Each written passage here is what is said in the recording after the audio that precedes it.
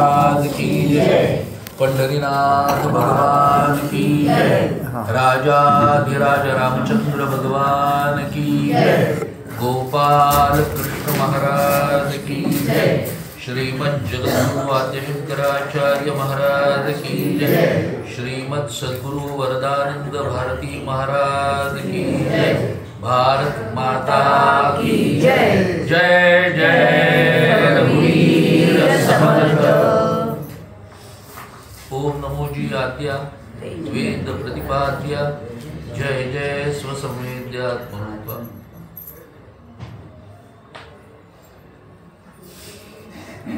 सकाळप्रमाणेच संध्याकाळचे आपल्याला थोडा वेळ मिळाला आहे गुरुगणाचा।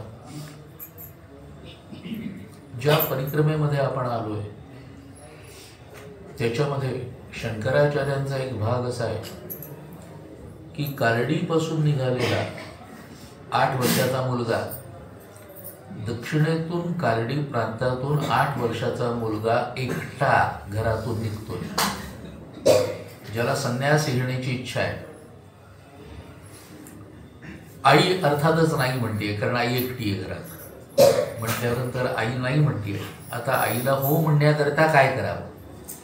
एवढ्या कारणाकरता ज्यांनी आपल्या मायेनेच पूर्णेच्या पात्रामध्ये मगरीचं निर्माण केलं आणि त्या मगरीने त्याची मांडी पकडली आणि त्याला पाण्यामध्ये आतमध्ये ओढून न्यायला लागली मगर। तसा हा मुलगा ओरडतो, आपला मुलगा आपल्या डोळ्यासमोर बुडतोय म्हटल्यानंतर आईचं हृदय, आई स्वतः उडी मारायला जाते, बाकीचे सगळे लोक धरून ठेवतायत तिला, ती आक्रोश करते आणि हा मुलगा तिथून आईला सांगतोय की तू जर मला संन्यास घ्यायला होकार दिलास तर मगर माझा पाय सोडेल। आई म्हणते ठीक आहे संन्यास घे, पण जिवंत राहा म्हणजे।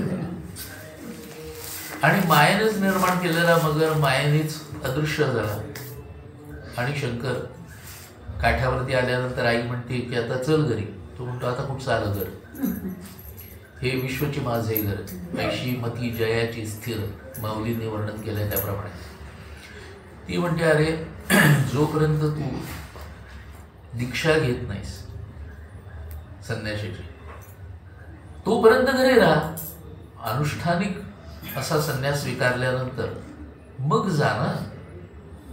तो म्हणतोय नाही, संन्यास ज्या क्षणाला घेतला जातो, मनाची इच्छा होती की आता मी संन्यास घेतलाय, त्याला म्हणतात आतुर संन्यास।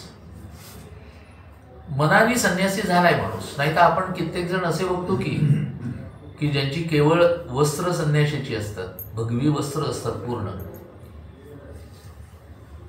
पण वागतात कसे का? राजकारणातही आपल्याला दिसतात की भगवे वस्त्र जरी असूनही ते राजकारण कसं करतात माहित नाही।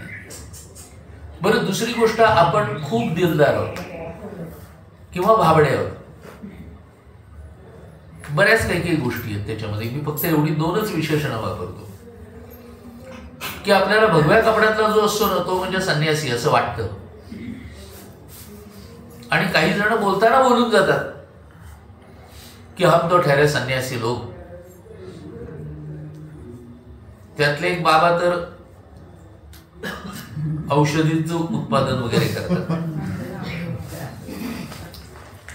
ते भगवे कपडे घालतात पण ते संन्यासी नाहीये हेही माहिती नसतं लोकांना। ते साधू आहेत। गृहस्थ आणि संन्यासी याच्यामध्ये एक पायरी आपल्याकडे ठेवली, ती म्हणजे साधू। त्यामुळे साधू हे प्रापंचिक पण असू शकतात। ज्या वेळेला तो प्रपंचाचाही मोह सुटतो त्यावेळेला माणूस संन्यासाकडे जातो खऱ्या अर्थाने। तर जो आतुर संन्यास आहे म्हणजे जो घेतलाय, ही मनाची धारणा झाली, ही मनाची धारणा झाल्यानंतर जो घेतला जातो त्याला आतुर संन्यास म्हणतात। पण आतुर संन्यासाला सुद्धा अनुष्ठानिक संन्यास हा आवश्यक असतोच। त्याप्रमाणे आई म्हणते की अनुष्ठानिक जोपर्यंत घेत नाही तोपर्यंत घरी चल, नाही म्हटलं आता घरी नाही गेली। आई म्हणाली ठीक आहे, एवढं तरी मला सांग की शेवटच्या वेळेला तरी येणार आहेस की नाही माझ्या? नक्की येणार. संन्याशाला एक नातं हे कायम असतं, ते म्हणजे मातेचं. संन्याशाला बाकी कुठचीही नाती नसतात. पण संन्यास घेतल्यानंतर वडिलांनी सुद्धा मुलाला नमस्कार करायचा असतो. संन्यासी मुलाला वडिलांनी नमस्कार करायचा असतो, पण आईने नसतो करायचा, त्याने आईला करायचा असतो. इतका मातेचा दर्जा आपल्याकडे. 9 महिने जिने आपल्या उदरामध्ये वाढवलंय, जिने पालनपोषण केलेलं आहे, जिच्या बरोबर नाळेनी जोडलं गेलेलं आहे, त्या मातेला तसंच टाकायचं नसतं. त्याप्रमाणे तो सांगतोय की त्या बाबतीतलं माझं कर्तव्य मी पार पाडणार आहे, मी येणार आहे. तिची सोय लावून दिली. अग्निशर्मा नावाच्या एकाला सांगितलं की मी इथे नाहीये, तोपर्यंत माझ्या मातेची सगळी सेवा तू करायची. ती म्हणाली अरे पण शेवटच्या वेळेला तो म्हणतोय नुसती हाक मार, जिथे असेल तिथून येतो. आणि तो मुलगा घरातून निघाला. ज्या वेळेला तो काही काळ त्या केशवदेवाच्या मंदिरात राहिलाय. आता केशवदेव हेही बघा, केशवदेव म्हटल्यानंतर आपल्याला वाटतं विष्णू ना, बरोबर आहे, केशव विष्णूचं एक नाव आहे. मूर्तीशास्त्रामध्ये हातातली आयुध जशी बदलतात तशी मूर्तीचं नाव बदलतं. हातात आयुध 4 असतात सर्वसाधारणपणे, शंख, चक्र, गदा, कमल, साधारणपणे 4. या 4 गोष्टी मूर्ती घडवताना जसा हातामधला बदल होतो तसं त्या मूर्तीचं नाव बदलतं. अशा आपल्याकडे 16 प्रकारच्या मूर्ती आहेत की ज्यांच्या हातातल्या आयुधावरून त्यांचं नाव ठरतं. तसं केशवदेव म्हणून त्यातलं एक नाव केशवदेव. तो त्या मंदिरात राहिला आणि तिथे त्याला स्वप्न दृष्टांत झाला की तुझे गुरु तुझी वाट बघतायत नर्मदा तटी. त्याच वेळेला त्या गुरूंना दृष्टांत झाले की एक तीव्र बुद्धीचा, ज्याला ऋतंबरा प्रज्ञा म्हणतात, अशा प्रकारचा बालक दक्षिणेकडून तुझ्याकडे येतोय, तेव्हा तोपर्यंत तुला इथून हलण्याची परवानगी नाही. त्यामुळे ते गोविंदगिरी तिथेच बसलेले. आणि हा मुलगा जो तिथून निघालाय तो बरोबर काही नाही. बरं, नवीन प्रदेश, त्या काळीचं राज्य होती वेगवेगळी, तसा हा केरळ राज्यातून निघालेला मुलगा आहे. मजल दर मजल करत कुठे यायचंय तर भारताच्या मध्यभागी. दक्षिण तट, उत्तर तट हे आपले कल्पिलेले ते नर्मदेच्याच मुळे, त्याप्रमाणे त्याला यायचंय आणि तसा तो निघाला. ज्या वेळेला नर्मदा तटी आला त्यावेळेला त्यांनी तिथे असलेल्या काही जणांना विचारलं की आश्रम कुठे आहे. काही जण होते साधू, त्यांनी विचारलं कशाकरता अशा संकटात. त्यांनी विचारलं तुम्हाला संकट वाटते का. तसं नाही म्हणाले, पण खेळण्याचं वय आहे तुझं. त्यावरती त्या मुलाने विचारलं ज्ञानाला वय असतं का. झालं दोन्ही बाबतीत आवाजच बदलत. जा म्हणाले तिकडे आहे. आणि गेला तो. बघितलं तर ते समाधी लावून बसलेले होते. ज्या वेळेला त्याची समाधी उतरली त्यावेळेला समोर या 8 वर्षाच्या मुलाला बघतायत आणि विचार केला की हाच तो. आणि त्याला शिकवायला सुरुवात. आधीपासून शिकून आलेला तो, वेदांचा अभ्यास झालेला, उपनिषदांचा अभ्यास झालेला, सर्वच प्रकारचा जो अभ्यास म्हणतात तो केवळ 2 वर्षामध्ये गुरुकुलामध्ये त्याचा झालेला. अशाला आणखी काय शिकवायचं. गुरूंनी त्याला वेगवेगळ्या प्रकारच्या सिद्धी. मग त्यांच्या लक्षात आलं सर्वसाधारणपणे याला जे सांगतोय तो हा टिपका गदासारखा आहे. एकदा शिकवलं की लक्षात आलं, परत सांगण्याची गरज पडत नाही. आणि त्या पद्धतीने ते त्यांना शिकवण्याची घाई कारण त्यांना लवकर जायचं त्यांच्या गुरूंच्याकडे. गुरु ही परंपरा कशी असते आपल्याकडे, जे या मार्गात असतात, ज्यांनी अनुग्रह घेतलेला असतो, दीक्षा घेतलेली असते, त्यांना आपल्या गुरूंच्या किमान 3 पिढ्या सांगता यायला हव्यात. आपल्याकडे 3 पिढ्यांचं महत्व आहे, माहिती आहे आपल्याला ना. 3 पिढ्यांचं महत्व लग्नामध्ये सांगाव्या लागतात. 3 पिढ्या आणि तेव्हाही 3 पिढ्या या सांगाव्या लागतात. तसं ज्या मार्गात आहोत, मला जर कोणी विचारलं माझी परंपरा तर पहिल्यांदा माझं नाव डॉक्टर सच्चिदानंद सुरेश शेवडे, मग माझे गुरु ब्रह्मलीन स्वामी वरदानंद भारती, मग त्यांचे गुरु दासगणू महाराज, दासगणू महाराजांचे गुरु वामनशास्त्री इस्लामपूरकर. या पिढ्या मला सांगता यायला हव्यात तर मी त्या मार्गातला आहे असं म्हणता येईल, अन्यथा नाही. तसं ते शेषशाही असलेले नारायण, त्या नारायणांच्या नाभीतून निघालेलं कमळ, म्हणून आपल्याकडची कल्पना अशी आहे की त्या नारायणांचे पुत्र ब्रह्मदेव, ब्रह्मदेवांचे पुत्र वसिष्ठ, वसिष्ठांचा पुत्र शक्ती, शक्तीचा पुत्र पराशर, पराशरांचा पुत्र कृष्णद्वैपायन व्यास, व्यासांचा पुत्र शुक, शुकाचा पुत्र नाही म्हणता येत ना, ब्रह्मचार्य शुकदेव, शुकासारिखे पूर्ण वैराग्य ज्याचे आपण म्हणतोय समर्थांच्या बद्दल. त्यामुळे शुकांचा असलेला शिष्य गौडपादाचार्य, गौडपादाचार्यांचे असलेले शिष्य गोविंदगिरी आणि त्यांचे असलेले शिष्य शंकर भगवत पादाचार्य अर्थात शंकराचार्य.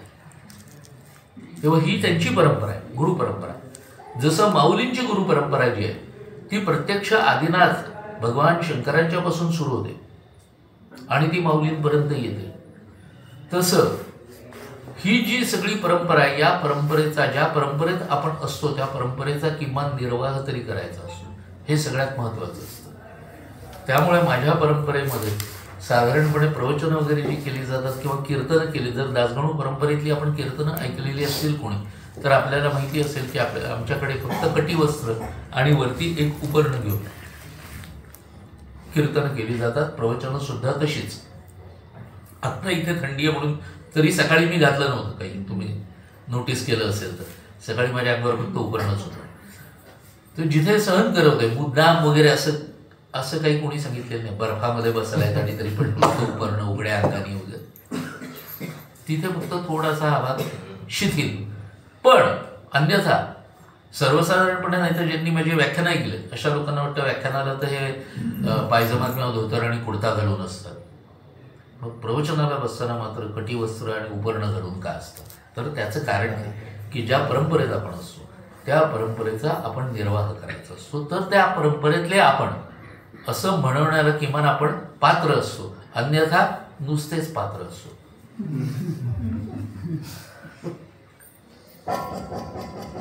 एक दिवस आचार्यांचे गुरु बसले समाधी लावून, प्रचंड पाऊस पडतो, प्रचंड प्रचंड म्हणजे त्या खोऱ्यामध्ये हत्तीच्या सोंडेसारख्या धारांनी पाऊस पडतो आणि बघता बघता नर्मदा वाढायला लागली आणि ती वाढता वाढता एवढी वाढली की आता कोणत्याही क्षणी गुहेतून पाणी आत येईल ही भीती. तिथे असलेले काही शिष्यमंडळी जी होती ती कधीच पळून गेली होती. बुडणाऱ्या नौकेतले उंदीर आधी पळून जातात असं म्हटलं जातं, तशा प्रकारे. पण माझे गुरुजी बसलेत ध्यान लावून, ते समाधीत आहेत. अशा वेळेला त्यांना सोडून आपण कसं जायचं, म्हणून तो छोटा शंकर तो फक्त तिथे. आणि आता बघतोय कुठच्याही वेळी पाणी आत येईल म्हणून त्यांनी आपल्या हातातला कमंडलू फक्त गुहेच्या बाहेर ठेवला, मातेला हात जोडले आणि बघता बघता त्याच्या तोंडून जे अष्टक बाहेर पडलं तेच अष्टक आपण सतत म्हणतो तेच. नर्मदेची प्रार्थना करायला सुरुवात केली. ज्या मुलांना लहानपणापासून बोलायचा प्रॉब्लेम असतो, म्हणजे काही वेळेला तोतरेपणा असतो, काही वेळेला हवा आधी जाते मग शब्द येतो, काही वेळेला प्रचंड वेगाने शब्द जातात आणि मग अचानक ब्रेक लागतो, असे वेगवेगळे वाचेचे दोष असतात काही वेळेला.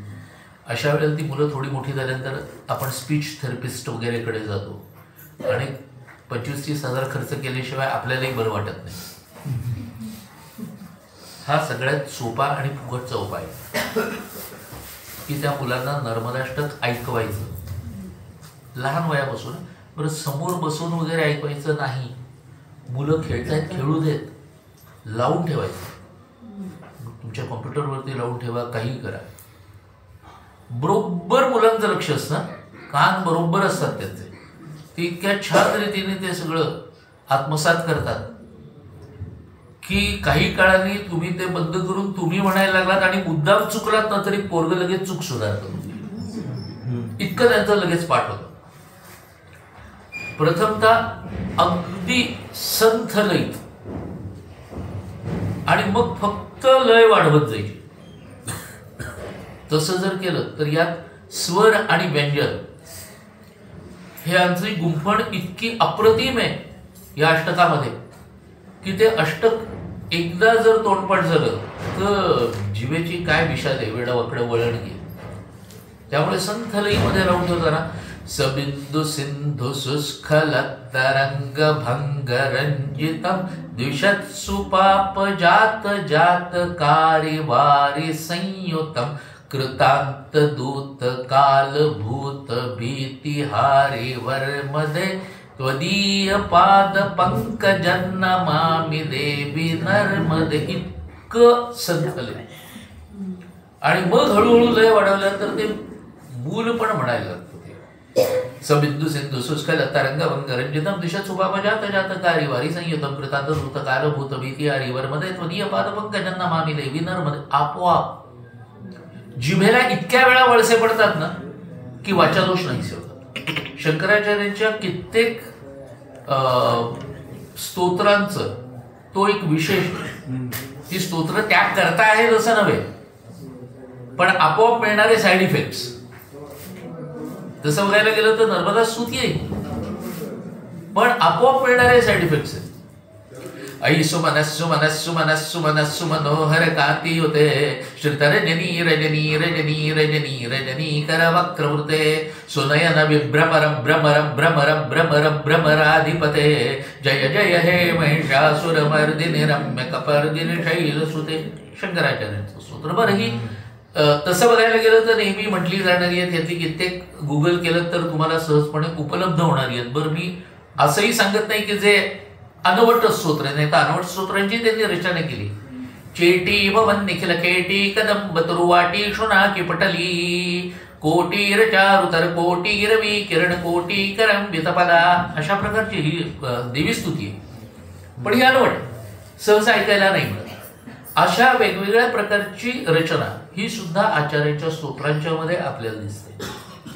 पण जसं सकाळी मी द्वादश पंचरिकेमधला काही हे म्हणून दाखवले, त्या पुनर्पि जननम पुनर्पि मरणम पुनर्पि जननी जठरे शयन इह संसारे बहुदुस्तारे कृपया पारे पाहि मुरारे भज गोविंदम भज गोविंदम भज गोविंदम मूढमते प्राप्ते सन्निहिते काले नाही नाही रक्षते क्रियकरण. अशासारखी स्तोत्र आहे. पण नर्मदाष्टक याची रचना जिव्हा सुधरावी म्हणून नाही झालेली, ती नर्मदेची स्तुती म्हणून रचना झाली. पण तिचा आपल्याला अशा पद्धतीने सुद्धा उपयोग करून घेता येऊ शकतो, हे त्याचा विशेष. आणि म्हणून हे नर्मदाष्टक चरित्रकारांनी वर्णन असं केलं. अर्थात आचार्यांचं एक चरित्र माझ्याही हातून लिहून झालेलं आहे, पुनरुत्थान त्या पुस्तकाचं नाव आहे, की आपल्या धर्माचं पुनरुत्थान. कारण त्यावेळेला 72 पंथोपपंथ हे निघालेले होते.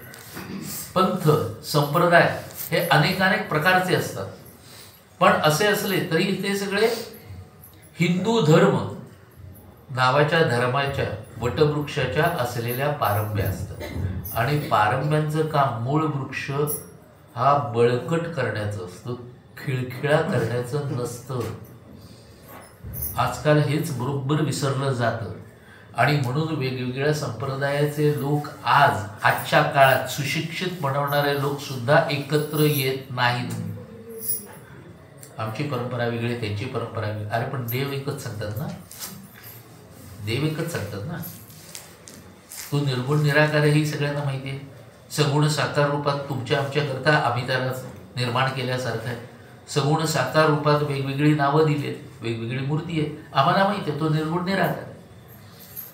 त्याला नाव फक्त एकच असतं, ईश्वर. त्या ईश्वराला कोणी ब्रह्म म्हणतं, वेगवेगळ्या प्रकारांनी पुकारतात, पण तो असतो एक हे आम्हालाही माहिती आहे. पण असं असलं तरी एकामधून ज्या वेळेला अनेक निर्माण होतात त्यावेळेला ज्याला जे आवडेल ते त्याने घ्यावं. इतकी लिबर्टी फक्त आपल्या आणि आपल्याच धर्मात.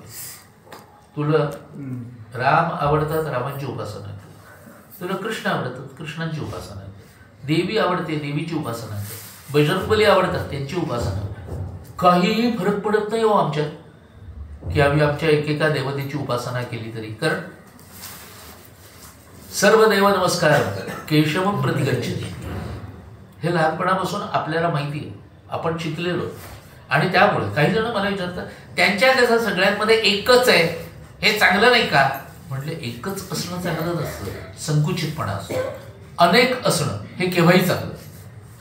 अनेकामध्ये वैविध्य आहे, त्या वैविध्यामध्ये तुम्हाला लिबर्टी आहे, चॉईस आहे. तुम्हाला जो हवा तो, जो गुण आवडतोय तो गुण घ्या आणि त्याप्रमाणे वागा, काही फरक पडत नाही.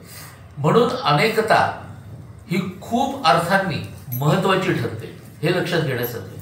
चरित्रकारांनी वर्णन असं केलंय की त्याने तो जो कमंडलू बाहेर ठेवलेला होता, नर्मदा मैया त्या कमंडलूमध्ये शिरली आणि जणू काही एखाद्या मोठ्या विवरात, गुहेत, भोकात, बिळात ते पाणी शिरावं त्याप्रमाणे ते त्यात शिरून लुप्त व्हायला लागलं आणि बघता बघता नर्मदा ओसरली. हे सगळं माहिती असायला आचार्यांचे गुरु समाधी अवस्थेत होते, त्यामुळे त्यांना हे काही माहिती नव्हतं. ज्या वेळेला समाधी उतरली त्यानंतर त्यांनी आचार्यांना सांगितले. आचार्यांनी विचारले की आता मी काय करू, कुठे जाऊ. कारण गुरु जाणार त्यांच्या गुरूंकडे, गौडपादाचार्यांच्याकडे, हिमालयात, बद्री क्षेत्री. त्यामुळे आचार्य म्हणाले आता मी काय करायचं. तर ते म्हणाले काशीला जा. काशीच का, सर्वात पवित्र नगरी. काशाभी काशते काशी, काशी सर्व प्रकाशिका. काशी पंचक आचार्यांनी जे रचले त्याच्यात काशीचं वर्णन केलेलं. तेव्हा त्या काशीला जा आणि तिथे तुला पुढचा मार्ग मिळणार आहे. आणि मग आचार्य तिथून निघाले आणि काशीला आले. काशीला त्यांनी हे पाहिलं 72 पंथोपपंथ, धर्म एक, पण संप्रदाय जेव्हा इतके होतात आणि काही वेळेला संप्रदायांमध्ये सुद्धा आडमुठेपणा यायला लागतो. आता सध्या पेपरमध्ये आपण वाचतोय ना, राम मंदिराचं निर्माण झाल्यानंतर लगेच पुढच्याच महिन्यात अबुधाबीमध्ये जगातल्या सर्वात मोठ्या हिंदू मंदिराचं निर्माण होत आहे. त्याच्या उद्घाटनाला मोदी जाणार आहेत. किती बरं वाटतं ना की अबुधाबीमध्ये हिंदू मंदिर उभं राहतंय, जगातलं सगळ्यात मोठं उभं राहतंय. खरंच ते हिंदू मंदिर आहे का, कोणी विचार केलाय. कारण आम्ही इथे बसून विचार करतोय, आम्हाला माहिती. मी ते मंदिर आता बघून आलोय, तेव्हा मी आपल्याला सांगतोय मंदिर कोणाचं आहे. तर मंदिर स्वामीनारायण संप्रदाय. स्वामीनारायण संप्रदायाची मंदिर आपण पाहिलेत का. त्याला हिंदू मंदिर म्हणता येतं का. स्वामीनारायण संप्रदाय हिंदूंमधला, पण मंदिर अशा प्रकाराने बांधली जातात की त्यांचा जो स्वामी नारायण आहे, त्यांचा जो मूळ पुरुष आहे, त्यांची मुख्य मूर्ती आणि बाकीचे देव सुद्धा त्याला नमस्कार करून उभे. म्हणजे यांचे स्वामी हे ब्रह्म आणि बाकीच्या देवदेवता हे त्यांचे कोण, दासदासी. बघ रामायणातले आम्ही प्रसंग कोरलेले बाहेर छोट्या छोट्या मूर्तींनी, सुंदर प्रसंग कोरले. संपूर्ण रामायण कोरले त्या मंदिराच्या बाहेर. संपूर्ण कृष्ण कोरलेले छोट्या छोट्या मूर्तींनी. पण आतमध्ये मुख्य मूर्ती कोणाची असणार आहे, स्वामीनारायण, स्वामींची. गुजरातेतलं जे बोचासण नावाचं गाव आहे, त्या बोचासणवासी स्वामीनारायणांची मूर्ती ही तिथे असते. म्हणजे मग याला हिंदू मंदिर म्हणता येतं का रूढ अर्थाने. आपल्या मंदिरामध्ये फक्त आणि फक्त देवांच्याच मूर्ती असतात. अनेक असल्या तरी मूर्ती ना, मूर्तीचं अनेक वचन मूर्तीच होतं. अनेक जण मूर्त्या करतात, म्हणजे असं नाही होत रे. मूर्तीचं अनेक वचन मूर्तीच होतं. दगडाचं अनेक वचन दगडच होतं, दगड नाही होत. पण एकवचन आणि आता आपलीच भाषा आहे, आपल्याला तीही शिकवावी लागते. दुर्दैव. बरं किती मोठा भाग आहे आपल्याकडे की आपल्याकडे वेगवेगळ्या देवता असल्या तरी सुद्धा त्या सगळ्या अंडर वन रूफ, एका छपराखाली असतात की असतात. त्या काळात सुद्धा आजच्याच सारखी अवस्था होती असं म्हणायला काही हरकत नाही. 72 पंथोपपंथ, त्या 72 पंथोपपंथांच्या मध्ये एकमेकातून विस्तव जात नाही अशी अवस्था. माझीच देवता मोठी आणि बाकीच्या गौण. बरं, एका परीने जर आपण नीट लक्ष देऊन पाहिलं तर आपल्याकडे असलेली जी पुराण आहेत ती पुराणं सुद्धा तशीच आहेत की नाही. म्हणजे तुम्ही शिव महापुराण घ्या, शिव महापुराणात सेंट्रल कोण आहे? शिव. त्यांच्या भोवती सगळ्या रचलेल्या कथा आहेत. म्हणजे मग ते प्रमुख आणि बाकीचे देव हे नंतरचे. विष्णू पुराण तर विष्णू, बाकीचे सगळे देव नंतर. आता याच्यामध्ये पण आम्हाला गैर वाटत नाही बरं का, ह्याच्यात आम्ही भांडत नाही बसत की विष्णू मोठे की शिव मोठे, कारण आम्हाला माहिती आहे या ना त्या रीतीने. परत तेच पुराणांचं कथा का रचल्यात? माणसाला शास्त्र कळण्याकरता. नुसतं शास्त्र कोणी सांगत बसलं तर उपयोग आहे का? झोप येईल. नुसतं शास्त्र कोणी सांगत बसलं तर, कथेच्या माध्यमातून ते सांगितलं तर. याकरता वेगवेगळ्या देवतांना प्रधान मानून त्यांच्या त्यांच्या नावाची पुराण ही रचली गेलेली आहेत. त्यामुळे पुराणांमध्ये तुम्ही कित्येक कथांमध्ये सुद्धा साधर्म्य तुम्हाला आढळेल. कित्येक कथांमध्ये पुराणात फक्त त्या ठिकाणी उपास्य देवता बदललेली असते, एवढाच काय तो फरक असतो. इथे आपल्याला माहिती असलेले संप्रदाय त्यातले त्यात पाच प्रमुख संप्रदाय त्या काळात होते. आपल्याला पाचही माहिती नसतात, पण आपल्याला दोनच माहिती असतात, कारण ते सातत्याने आपण कुठे कुठेतरी ऐकत असतो. एक शैव आणि दुसरा वैष्णव. आणि मग शैव आणि वैष्णवांच्या मध्ये सुद्धा युद्ध व्हायच्या, मारामाऱ्या. तुम्ही काय आम्हाला ख्रिश्चन किंवा मुसलमानांसारखे समजताय का? आमच्याकडे संप्रदायांमध्ये कधीही मारामाऱ्या झालेल्या नाही. हेकटपणा आहे, आडमुठेपणा आहे, पण मारामाऱ्या नाही झाल्या. कारण आमच्याकडे शास्त्राला शास्त्राने उत्तर देण्याची पद्धत आहे. शस्त्राला शस्त्राने देण्याची, मुद्द्याला मुद्द्याने उत्तर द्यायचं आणि गुद्द्याला गुद्द्याने उत्तर द्यायचं, एवढा विवेक बाळगणारा हा धर्म. त्यामुळे अशी कधीही मारामारी झाली नाही. हे जाणीवपूर्वक खोटं आपल्या डोक्यावरती थोपण्यात आलं. हे राम मंदिराचा ज्या वेळेला शोध लागला त्यावेळेला त्याच्यानंतरच्या काळामध्ये ते चालू झालं की नाही, ते राम मंदिराचे अवशेष आणखीन खाली गेलात तर बौद्ध अवशेष पण मिळतील. का? कारण बौद्धांना इथल्या हिंदूंनी मारलं. कधीही झालेलं नाही, कधीही नाही. इतिहासात असं कधीही घडलेलं नाही. जो बरं यांच्याकडे पुरावे मागितले तर पुरावे नसतात ना, पुरावा एकही नाही. तोंडाने बोलायला काय जाते? मग आम्ही काही बोलू शकतो, आम्ही वाटतं ते बोलू शकतो, पण इतिहासाला प्रमाण लागतं. प्रमाण नसेल तर त्याला इतिहास म्हणत नाही. आपल्याला बरं शैव आणि वैष्णव याच्यामध्ये हेकटपणा होता काही ठिकाणी, नाही असं नाही. इतका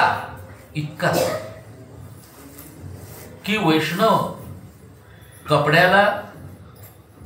कपडे शिवत असले तरी ते कपडे शिवतोय म्हणायचे नाही, टाके घालतोय. शिवतोय मध्ये शिव येतं ना, हा हेकटपणा. किंवा जमीन सारवताना, आता सारवणं हा प्रकार आउटडेटेड झालाय ती गोष्ट वेगळी, पण जमीन सारवताना सर्वसाधारणपणे हात जो फिरवला जातो तो असा फिरवला जातो. पण ते जर घर शैवाचं असेल, हात असं शेण लागत नाही बरोबर. त्याला विचारलं तुम्ही आडवं का नाही हात फिरवतात? त्यामुळे शेण सगळीकडे व्यवस्थित तर म्हणे आडवं फिरवायला आम्ही काय. हा हेकटपणा म्हणण्यासारखा होता नाही असं नाही. पण मारामाऱ्यात माझी देवता ही प्रधान एवढंच म्हणण्यापर्यंत. याशिवाय असलेले संप्रदाय म्हणजे शाक्त म्हणजे ते देवीचे उपासक असलेले, शक्तीचे उपासक. त्यानंतर असलेले सौर म्हणजे सूर्याचे उपासक आणि असलेले गाणपत्य संप्रदायामध्ये केवळ गणपतीची उपासना केली. हे 5 प्रमुख संप्रदाय, यांची सगळ्यात जास्त लोकसंख्या. पण बाकी सरस्वती उपासक हेही होते, लक्ष्मी उपासक त्या काळी होते, आजही आहेत. आपण काय सोडतोय तिला नाही का? ती तर लागतेच. त्यामुळे लक्ष्मीचे उपासक आजही आहेत की सगळे. असे हे तर सगळं सोडून द्या, बाकीचे सगळे उपासक तर जाऊ द्या. यमोपासक होते. आता आपल्याला सगळ्यांना जायचं आहे शेवटी, जन्माला आलो त्याच वेळेला रिटर्न तिकीट घेऊन आलोय, डेट माहिती नाही, पण कधीतरी जायचं हे नक्की आहे. पण हे माहिती असून सुद्धा आपण कधी यमाची उपासना करतो का? उलट जोपर्यंत जीवात जीव आहे तोपर्यंत आपण म्हणजे माझ्यासारखा कोणी नाही दुनियेत अशाच थाटात वावरत असतो. आपल्याला कधी मरण येणार नाही अशाच थाटात वावरत असतो. शास्त्रामध्ये असं सांगितलंय की ज्या वेळेला कोणतीही गोष्ट आपण शिकत असतो ती शिकून घेत असताना आपल्याला अमरत्व प्राप्त आहे असं समजून शिकावं, म्हणजे कधी मृत्यू येणार नाही. पण धर्म कार्य करताना, देव कार्य करताना उद्याच मृत्यू आहे हे लक्षात ठेवून करावं, म्हणजे ते नेमकं केलं तर. प्रत्येकामध्ये सूक्ष्म अर्थ आहेत बरं का, की का सांगितलेलं असेल याच्या मागे विचार केला तर आपल्याला कोण देतं, अन्यथा नाही कळणार. सगळं वरवरचं वाटतं नाही तर, कारण आपण खाली उतरतच नाही की ह्याच्यातून नेमकं काय सांगायचंय, काय सुचवायचंय, हे आपल्याकरता काय. आणि हा आधी उपदेश, कित्येकांना एखादा उपदेश हा उपदेश आहे हेच कळत नाही, आता त्याला काय करणार ना. तर हे 5 प्रमुख संप्रदाय, यांच्याशिवाय असलेले इतर सगळे संप्रदाय, यांच्यामध्ये आचार्यांना समन्वय घडवून आणायचा होता. मग आचार्यांनी चर्चा करायला सुरुवात केली. हा मुलगा काय काय कामं करतोय बघा, अजूनही मी मुलगा म्हणतोय पण दुसरीकडे आचार्य पण म्हणतोय, कारण वयाने खूप लहान आहे. त्याही वेळेला काशीला आले त्याही वेळेला वयाने लहान आहेत, पण आता संन्यास घेतलेला आहे. शंकराचार्य नामाभिधान प्राप्त झालेलं आहे. त्यांनी 5 प्रमुख संप्रदायाच्या लोकांना बोलवलं, त्यांच्याशी चर्चा केली आणि पटवून दिलेलं आहे त्यांना. आणि समन्वय घडवताना त्यांना असं सांगितलं की असं करा की तुमच्या देवपूजेमध्ये तुम्ही ज्या संप्रदायाचे ती प्रधान देवता ठेवा आणि बाकीच्या सगळ्या गौण देवता त्याच्यापेक्षा छोट्या असल्या तरी हरकत नाही, पण तुमच्या देवघरामध्ये या 5 गोष्टी असायला पाहिजे. याला म्हणतात पंचायतन. पुढे पुढे त्या पंचायतनात बदल झाले, मग नाही का, मग आपण राम पंचायतन म्हणताना राम लक्ष्मण सीता वगैरे असे सगळे करतो. पण मूळ पंचायतनाची जी कल्पना आचार्यांची ती ही आहे की ह्या 5 प्रकारच्या देवता या तुमच्या देवाऱ्यात पाहिजे. का? कारण उद्या एखादा शैव जर विष्णूवर टीका करायला गेला तर त्याच्या मनात सतत येणार ना, आपल्या देवाऱ्यात आहे, पूजा करत नसलो तरी आपल्या देवाऱ्यात आहे विष्णू, मग टीका कशी करायची. हा समन्वय मोठ्या युक्तीने आचार्यांनी त्याच्यामध्ये समन्वय घडवून आणला. म्हणजे तिथे असताना एकीकडे सर्वसामान्यांच्या करता प्रवचन करत आहे, दुसरीकडे सर्वसामान्यांच्याच करता नवीन नवीन स्तोत्रांची रचना पण करत आहे, तिसरीकडे ग्रंथलेखन करताय, चौथीकडे या सगळ्या चर्चा चाललेल्या आहेत, त्यातून आपलं मत पटवून देणं, मूळ धर्माकडे वैदिक धर्माच्या झेंड्याखाली सगळ्यांना एकत्र आणणं, हे एवढं सगळं काम या माणसाने केवळ 32 वर्षाच्या आयुष्यात केलं. केवळ 32. एवढ्या आयुष्यामध्ये एवढं सगळं म्हणून पुनरुत्थान केलं एका प्रकाराने वैदिक धर्माचं. कारण त्यावेळेला वेगवेगळे लोक अशाच प्रकारचे होते की यज्ञयागादिक कर्म जे करायचे ते यज्ञ जर अमुक कारणाकरता करायचा आहे तर यज्ञ केल्यानंतर ते कारण पूर्ण होतं. मग देव आहे की नाही याची चिंता कशाला करायची.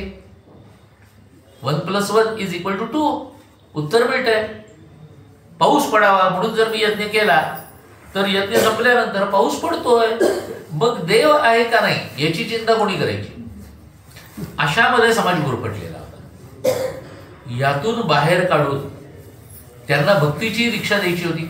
आचार्य अद्वैत मार्गीय, पण अद्वैती भक्ती असावी असं माऊलींनी सांगितलंय की अद्वैताचं जरी ज्ञान झालेलं असलं तरी सुद्धा भक्ती ही अशी फिक्स डिपॉझिट सारखी नाही. पैसा जमा करून ठेवलाय आपल्या बँकेमध्ये, त्याच्यावरचं व्याज मिळतंय ते खातोय. आणि भक्ती नित्य असायला पाहिजे. मग तो कोणीही असो, पोचलेला माणूस असला तरी सुद्धा. एकेकाळी आम्ही तपश्चर्या केली, आता काही गरज नाही असं म्हणून नाही चालत. काही मी फार जवळून अनुभवलंय. आम्ही ज्यावेळेला उत्तर काशीला असायचो तेव्हा आमचे आप्पा म्हणजे वरदानंद वर्ती, तर जर माझ्या बोलण्यामध्ये मध्ये मध्ये आप्पा म्हणून उल्लेख आला की समजायचं वरदानंद वर्ती. तर आमचे आप्पा सांगायचे की मी सकाळी 10 वाजेपर्यंत कुटी उघडत नाही. तर सकाळी 10 वाजेपर्यंत का का म्हणजे म्हणाले मला माझी काही साधनं असते की नाही. बरं ती कशी असते याचाही लगेच त्यांनी एक अनुभव मला दिला की हा तर प्रसंग तुम्हाला उत्तर कशाचा सांगितला की त्यांनी मला सांगितलं. पण गोरठ्याला जो आमचा आश्रम आहे दासगणू आश्रम त्याचं बरोबर आप्पांच्या खोलीच्या वरच्या खोलीमध्ये मी उतरलेलो. सकाळी त्यांचे दार उघडतच नाही ते खोलीचं लवकर म्हटल्यानंतर तिथे जाण्याचा काही संबंध नाही.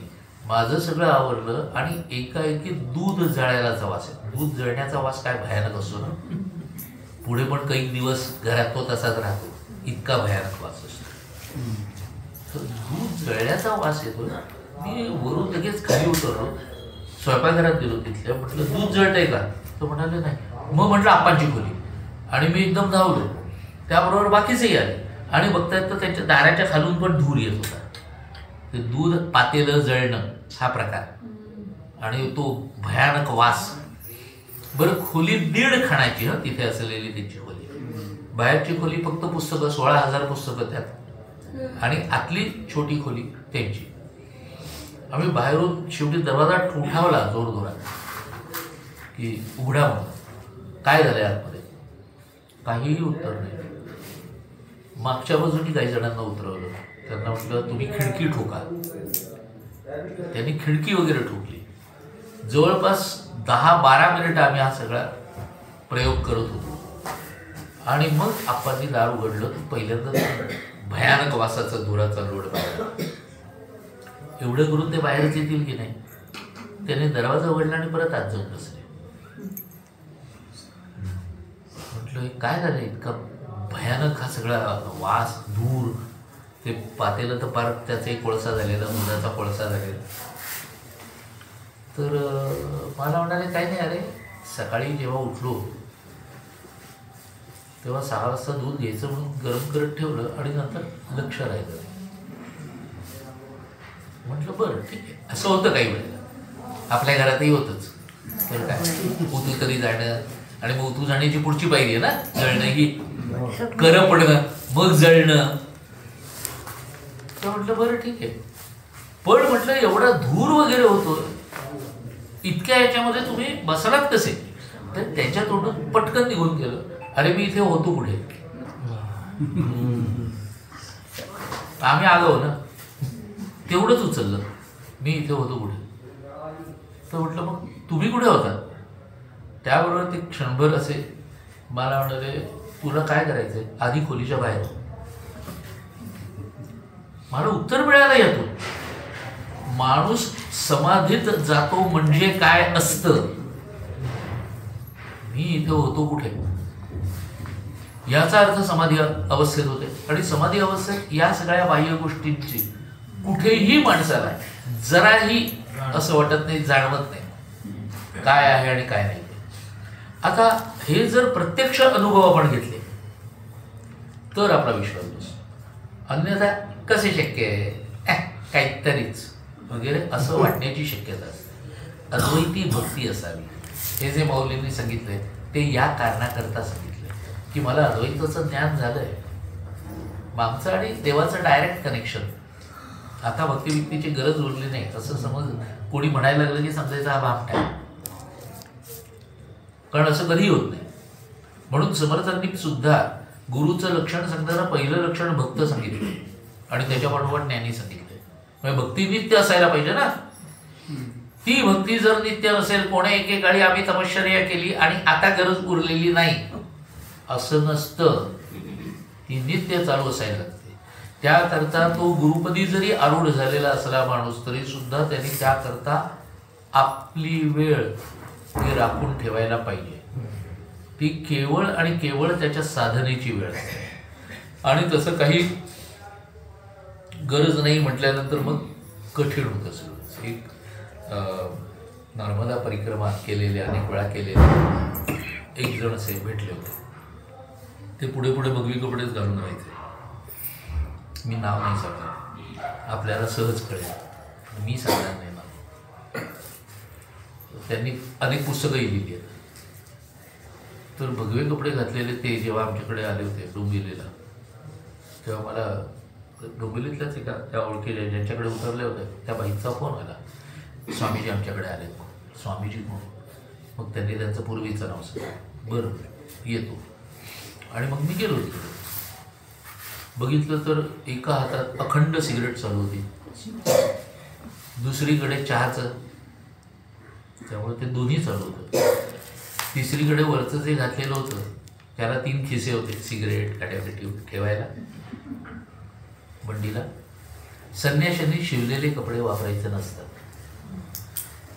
दंडक आहे संन्यासाचे काही काही. त्यामुळे संन्याशाचं कटिवस्त्र जे असतं ना ते सुद्धा साईडनी बिडिंग केलं नाही. शिवलेलं वस्त्र हे संन्याशांनी वापरायचं नसतं. त्यामुळे थंडीत सुद्धा ज्या वेळेला स्वेटर घालतात ना ते स्वेटर सुद्धा विणलेले असतात, फक्त शिवलेलं कुठेही भाग नसतो त्याला, पण थंडीमध्ये घालावं लागतंच. पण संन्याशांनी शिवलेले कपडे घालायचे नसतात. हा मग मी बोलता बोलता त्यांना सहज विचारलं, म्हटलं तुमचा चतुर्थाश्रम वगैरे कुठे झाला? मग त्यांच्या कपाळावर आठ्या बसल्या. मला म्हणालं थोरल्या स्वामींनी दिली दीक्षा. थोरले स्वामी? आपल्याला माहिती आहे थोरले स्वामी परंपरेमध्ये वासुदेवानंद सरस्वती.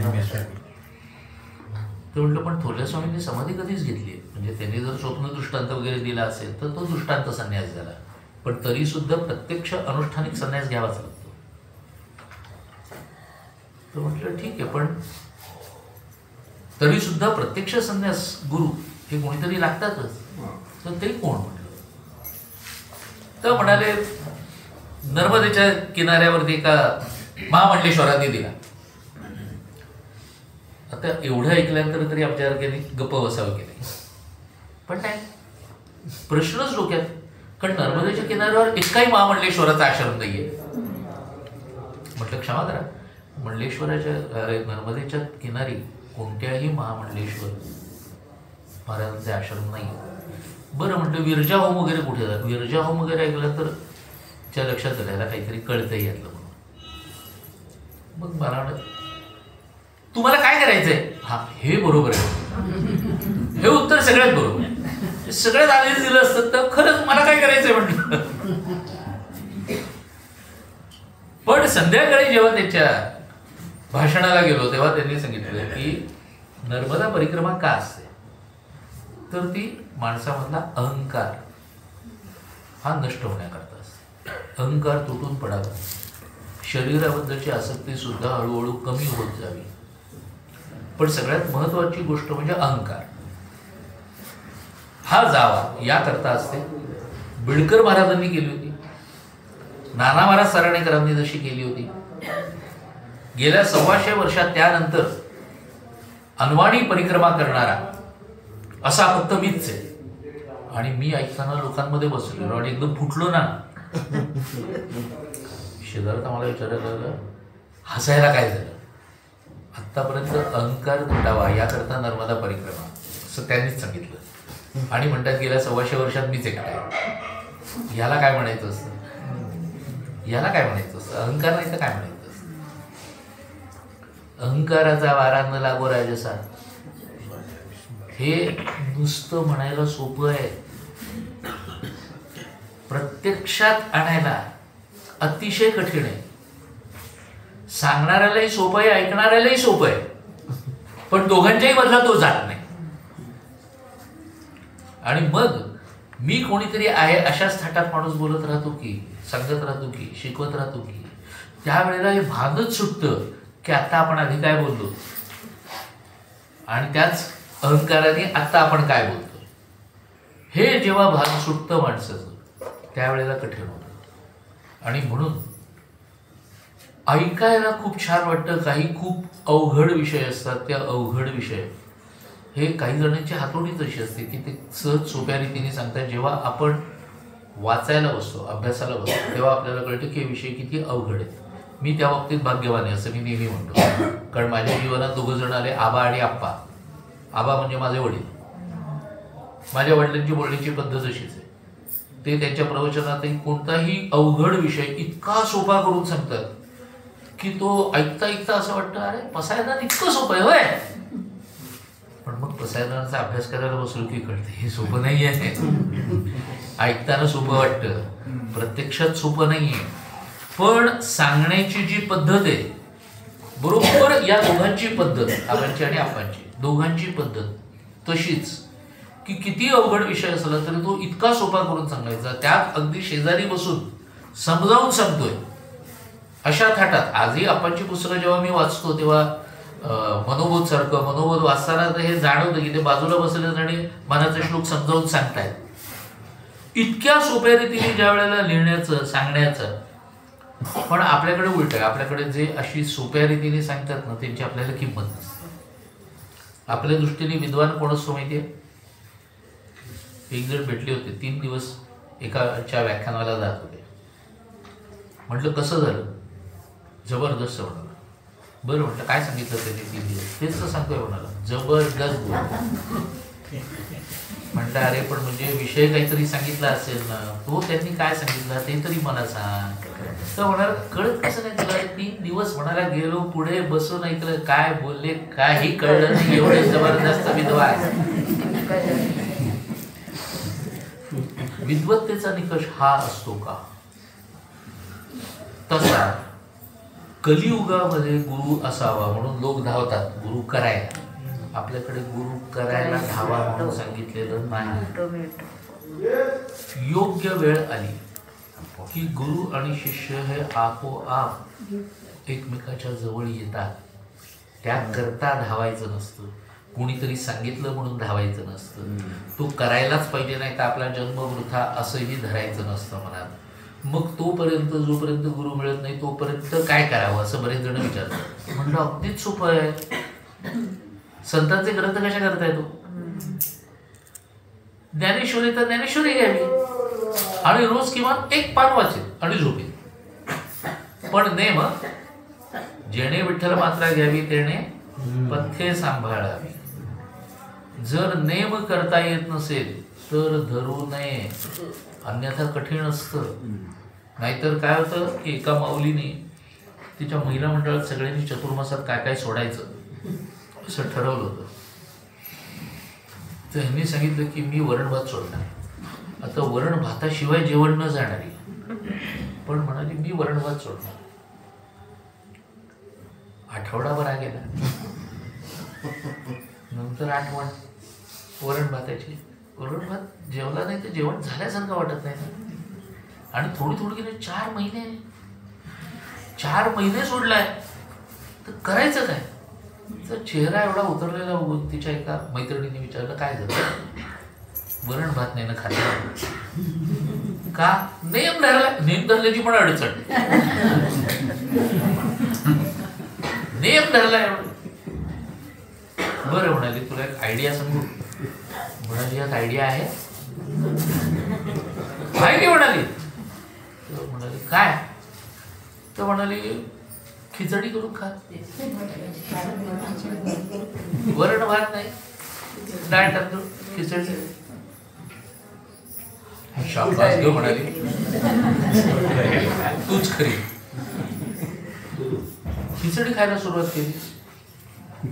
8 दिवस गेले, रोज रोज खिचडी, सकाळ संध्याकाळ. कशी जाईल?